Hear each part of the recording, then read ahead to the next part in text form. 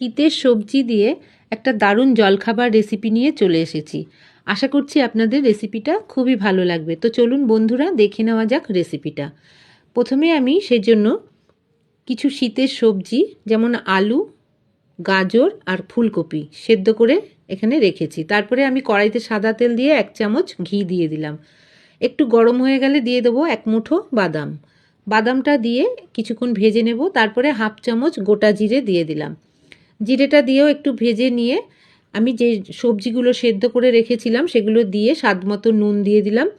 তারপরে কিছুক্ষণ ভেজে নেব। বেশ ভালো করে ভেজে নিয়ে এর মধ্যে আমি এখন অ্যাড করব 1 মুঠো কড়াইশুঁটি। কড়াইশুঁটি দিয়ে একটু নেড়ে চেড়ে এখানে আমি দিয়ে দেব কাজু কিশমিশ ভিজিয়ে রেখেছিলাম সেটা। তারপরে আমি আবারও কিছুক্ষণ নাড়াচাড়া দিয়ে ভেজে নেব। এখন আমি 1 বাটি ডালিয়া এখানে দেব। ডালিয়াটা আমি ধুয়ে পরিষ্কার করে নিয়েছি। এখন ডালিয়াটা দিয়ে ভালো করে একটু ভেজে নেব। এরপর যে বাটি মেপে আমি ডালিয়াটা নিয়েছি সেই বাটিরই 2 বাটি জল দিয়ে দেব।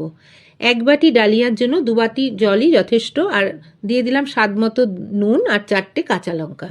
সব কিছু দিয়ে ঢাকা দিয়ে কিছুক্ষণ রান্না করে নেব। ঠিক 10 মিনিট পর আমি দেখাচ্ছি ডালিয়াটা অনেকটাই শুকিয়ে এসেছে। এখন আমি স্বাদমতো চিনি দিয়ে দিলাম মিষ্টির জন্য।